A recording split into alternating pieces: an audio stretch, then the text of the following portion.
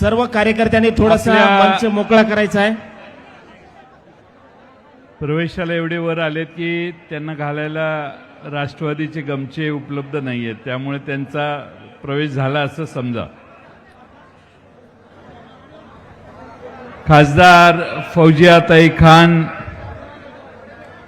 खासदार अमोल कोल्हे, जयप्रकाश दांडेगावकर, आपल्या जिल्ह्याचे अध्यक्ष माजी आमदार विजयराव गव्हाणे साहेब, आपल्या सर्वांचे लाडके नेते माजी आमदार विजयराव भांबळेजी, मेहबूब शेख, सुनील गव्हाणे, रमेश महाराज, अशोकराव काकडे, DR तुपसुंदर, मनीषाताई केंद्रे, प्रेक्षाताई भांबळे, इथं उपस्थित असणारे सोनालीताई देशमुख, प्रद्युम्न पाटील, अजय चौधरी, रितेश काळे, रामराव उबाळे, मनोज तिटे, सचिन बोबडे, आशाताई खिलारे, कपिल फारुकी, व्यासपीठावरील या व्यतिरिक्त उपस्थित असणारे सगळे मान्यवर आणि बंधू भगिनींनो, आपल्या सर्वांना महाराष्ट्राच्या लोकसभेच्या निवडणुकीमध्ये प्रचंड यश तुम्ही महाविकास आघाडीला जे दिलं त्याबद्दल तुमच्या सगळ्यांचं पहिल्यांदा अभिनंदन.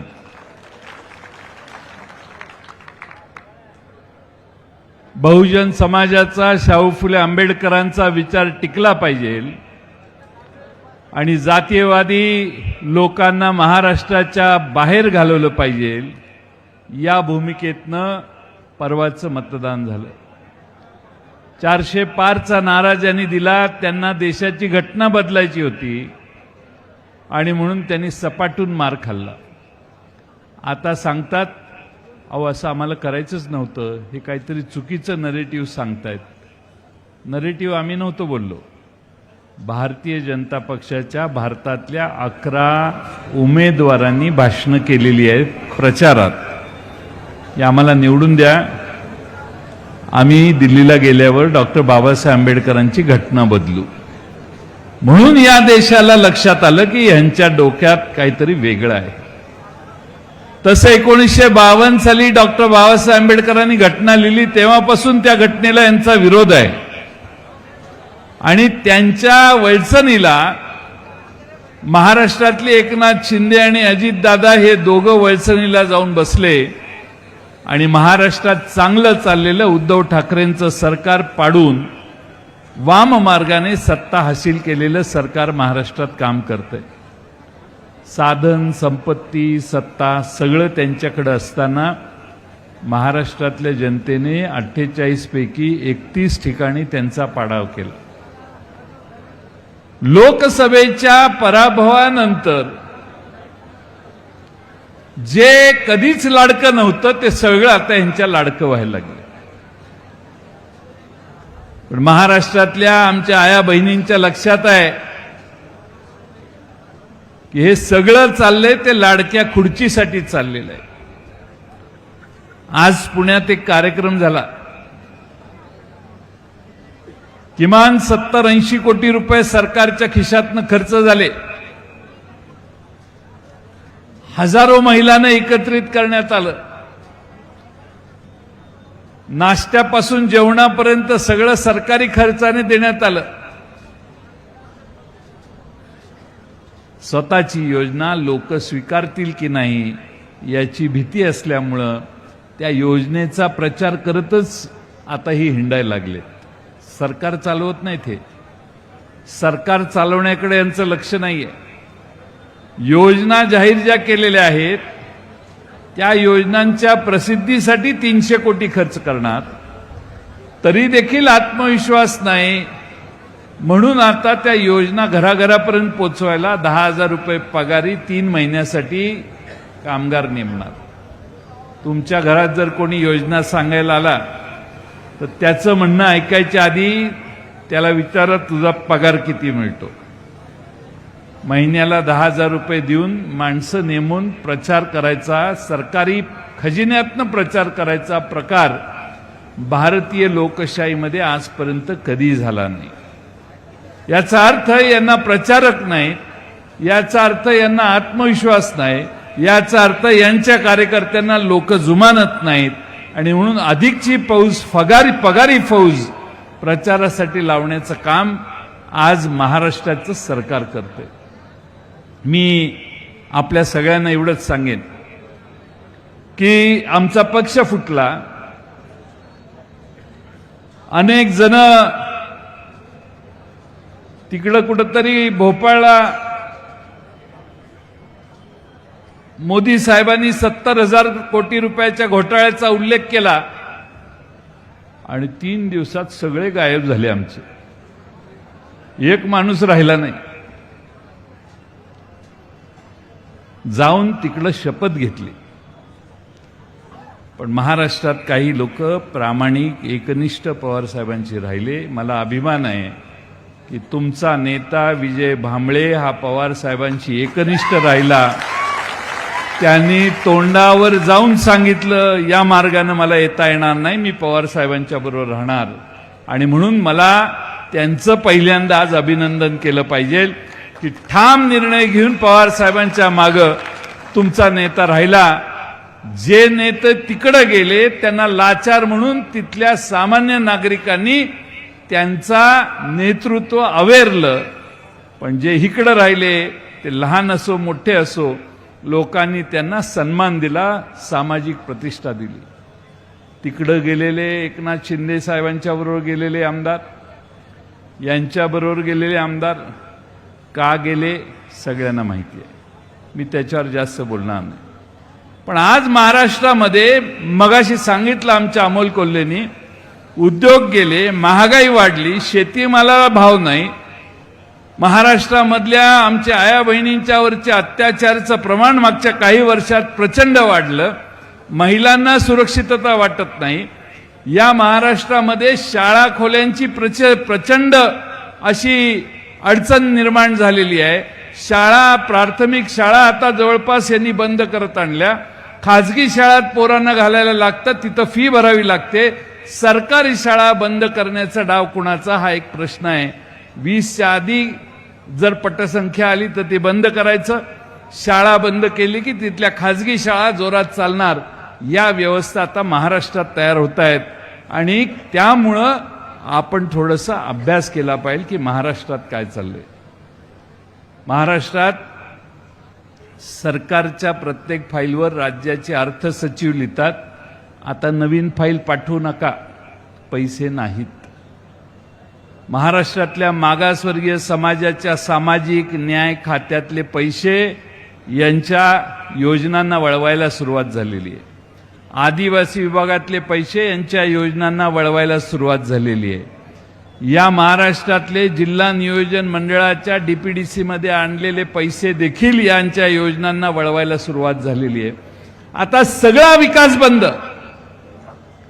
जी काही टेंडर काढून कुणी टेंडर भरलं असेल तुमच्यापैकी, तर पैसे जेवढे खात्यावर त्या बजेटमध्ये दाखवलेत ना तेवढे पण आता तुमच्या हातात मिळणार नाहीत. सगळे बंदी करून 1-2 योजनांच्यासाठीच पैसे खर्च करणं फक्त 2 महिन्यासाठी हा प्रयत्न काही लोक करतायत. आणि म्हणून आपण सगळ्यांनी महाराष्ट्रातली बेकारी कमी करायची असेल तर मूग गिळून गप्प बसणाऱ्या सरकार, जे दुसऱ्या कुठल्याही राज्यात आपला प्रकल्प गेला तर गप्प बसतात, त्यांच्या विरोधी आता आपण आवाज उठवला पाहिजे. महाराष्ट्रात महागाई हा प्रश्न आहे, बेकारी ही दुसरी मोठी समस्या आहे, सामाजिक विषमता निर्माण करण्याचं जे काम देशात चाललंय, आर्थिक विषमता ही दुसरी मोठी समस्या आहे. तुम्हाला माहिती आहे की नाही माहित नाही, 10 वर्षात 200 लोक भारतातली बिलियनर झाली, बिलियनर. आणि लाल किल्ल्यावरून पंतप्रधान जाहीर करतात की 80 कोटी लोकांना मोफत धान्य आम्ही देणार आहोत. याचा अर्थ श्रीमंत आणि गरिबांची दरी यांनी वाढवली या 10 वर्षात. काही मुठभर लोक श्रीमंत होतात, कारण या देशातला कॉन्ट्रॅक्ट विमानतळाचा असो, रेल्वेचा असो, बंदराचं असो, रस्त्याचं असो, टनेलचं असो, हे ठराविक लोकांनाच देण्याची व्यवस्था भारतात आणि महाराष्ट्रात आहे. आणि दुसऱ्या बाजूने सामान्य लोकांनी फक्त बघत बसायचं, हा प्रकार गेले काही महिने, काही वर्ष यांचं सरकार एकनाथ शिंदेंचं आल्यापासून सुरू झालेलं आहे. आणि म्हणून माझी आपणाला विनंती आहे की आपल्याला या सगळ्या गोष्टींच्या विरोधी लढायचं. हे लढत असताना जिंतूर लोकसभा जिंतूर विधानसभा मतदारसंघामध्ये विजय भांबळे सारखा नेता आपल्याला महाराष्ट्राच्या विधानसभेत उद्याच्या काळात पाठवायचा आहे. आणि त्यासाठी तुम्हा सगळ्यांनी कामाला सुरुवात करा. आता निवडणुका कधी होतील आम्हाला वाटायचं 20 ऑक्टोबरपर्यंत होतील, पण लोकसभेच्या निकालाचा एवढा महाराष्ट्र सरकारने धसका घेतलेला आहे की नोव्हेंबरमध्ये निवडणुका कशा पुढे ढकलता येतील हा प्रयत्न हे सरकार करते. काल निवडणूक आयोगाने 2च राज्याच्या निवडणुका जाहीर केल्या. मोदी लाल किल्ल्यावरून काय म्हणतात, एक भारत देशामध्ये एका दिवशी सगळ्या निवडणुका झाल्या पाहिजेत, 1 इलेक्शन 1 नेशन 1 इलेक्शन. पण त्यांचाच आयोग जाहीर करतो 2च राज्यांच्या निवडणुका, उरलेल्या 2 राज्यांच्या निवडणुका त्यांचा आयोग जाहीर करत नाही. याचा अर्थ सरकारला सोयीच्या तारखेला ह्यांना निवडणुका घ्यायच्या आहेत. आणि महाराष्ट्रातलं सरकार, मी नेहमी सांगतो, घाबरलेलं सरकार आहे. त्यांना निवडणुका कधी घ्यायच्या हे कळेना झालं. आता म्हणे दिवाळीच्या नंतर घेऊया. आता दिवाळीच्या नंतर घेत असेल तर महाराष्ट्रातली दिवाळी जोरात करतील. हे इतकी प्रचंड मोठी दिवाळी करतील तुम्ही बघा. आणि महाराष्ट्रातली दिवाळी झाल्यानंतर 15 तारखेला मतदानाला नोव्हेंबरच्या हे सामोरं जातील, 20 तारखेला सामोरं जातील. आणि म्हणून आपण सगळ्यांनी सावध राहिलं पाहिजे. लोकसभेत देखील प्रचंड पाऊस पैशाचा पडला. तुम्ही काही चिंता करू नका. महाराष्ट्रातल्या सामान्य माणसाने आपलं मत विकलं नाही, आपलं मत शाहू फुले आंबेडकरांच्या विचाराच्याच मागे उभा केलं. आणि म्हणून महाराष्ट्र स्वाभिमानी कार्यकर्त्यांचा, स्वाभिमानी मतदारांचा राज्य आहे. त्यामुळे चिंता करण्याची काही कारण नाही. आज आपल्या सर्वांना टीव्हीवर बघाल सगळीकडे मोठमोठे मेळावे चालू आहेत. सरकारी स्पॉन्सर्ड मेळावे आहेत, सरकारच्या खर्चाने मेळावे आहेत. मला कधी कधी तर बघून वाटतं की यांना राज्य करायला वेळ मिळतो की नाही. हे सगळीकडे सभा संमेलनं करतच फिरतायत. मग राज्य कोण करतंय आणि राज्यातल्या लहान सहान गोष्टींकडे लक्ष कोण देतंय. आणि त्यामुळं महाराष्ट्रात सत्तेत बसलेल्या लोकांचं चित्त आता ठिकाणावर राहिलेलं नाही. त्यांना महाराष्ट्रात पुन्हा आपण कसे निवडून येऊ यासाठी प्रयत्नाची ते शिकस्त करायला लागले. मी या मतदारसंघात आलो त्यावेळी बरेच जण सांगायला लागले की विजयराव भांबळेंच्या विरोधी सध्या जे आमदार आहेत त्यांच्या घरातलं कोणीतरी IPS अधिकारी आहे. आणि मला तक्रार अशी करण्यात आली की ते IPS अधिकारी वेगळ्या ठिकाणी फिरतात आणि जरा प्रेशर करतात आणि प्रभाव निर्माण करतात. छोट्या छोट्या गुन्ह्यात पोलिसांच्यावर दबाव टाकून खोटे गुन्हे दाखल करायला लावतात अशी मला माहिती कार्यकर्त्यांनी दिलेली आहे. मी त्यांना विनंती आपल्या मार्फत करेन की तुम्ही तुमची नोकरी करा. घरातली लोक इथं निवडणूक करतील, तुम्ही काही चिंता करू नका.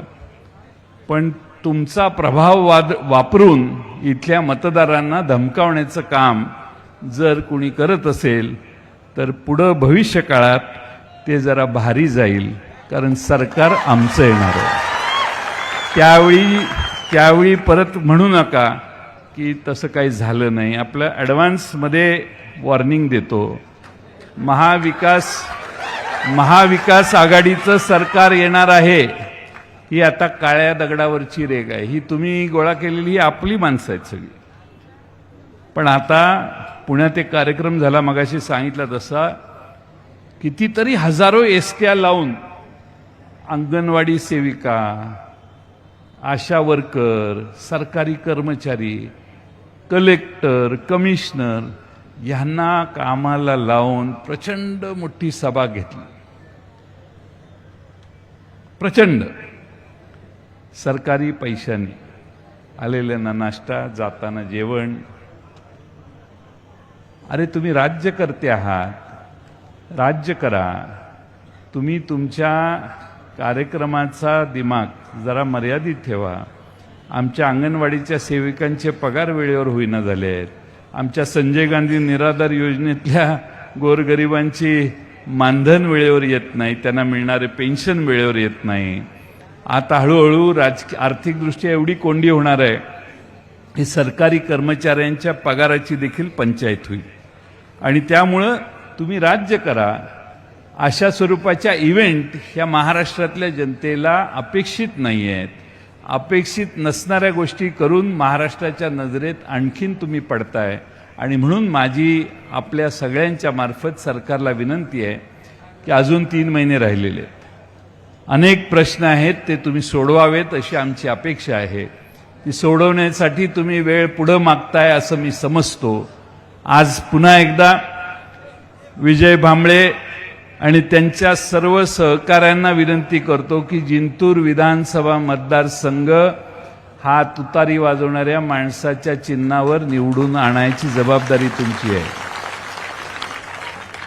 मागच्या वेळी तुम्ही सगळ्यांनी मशालीचं काम केलं.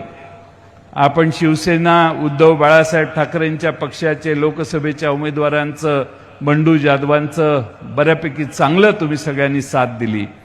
आता विधानसभेला आपल्याच नेत्याची लढाई आहे, विजय भांबळेंची लढाई आहे. आणि त्या लढाईमध्ये तुम्ही सगळे सहभागी व्हा एवढीच अपेक्षा या निमित्ताने व्यक्त करतो. आणखीन एक सांगतो, शरद पवार साहेबांच्याकडे निष्ठावंत नेत्याचं चीज होतं. राजकारणात आपला नेता पुढे न्यायचा असेल तर हा नेता तळहाताच्या फोडाप्रमाणे जपा. महाराष्ट्राचं सरकार होताना योग्य त्या पद्धतीनं त्यांना न्याय देण्याचं काम देखील महाराष्ट्रात होईल. तुम्ही सावधतेने आणि सक्षमतेने काम करा एवढंच या निमित्तानं सांगतो. ओव्हर कॉन्फिडन्समध्ये जाऊ नका, बूथपर्यंत जाऊन काम करा आणि सक्षमतेने उद्याच्या निवडणुका आपण सगळे लढूया एवढीच अपेक्षा व्यक्त करतो. निवडणुकांपर्यंत आणखीन काही सभा होतील, पण शिवस्वराज्याच्या निमित्तानं महाराष्ट्राच्या समोरचे काही प्रश्न तुम्हाला मांडून सांगावेत यासाठी आलेल्या यात्रेत तुम्ही भव्य दिव्य स्वागत आमचं केलं. इथं येण्यासाठी वेळ लागण्याचं कारण वाटेनं जागोजागी हे स्वागत होत होतं. त्या सर्वांचा आणि आपल्या सगळ्यांचे आभार मानतो आणि माझे 2 शब्द पूर्ण करतो. धन्यवाद. धन्यवाद साहेब.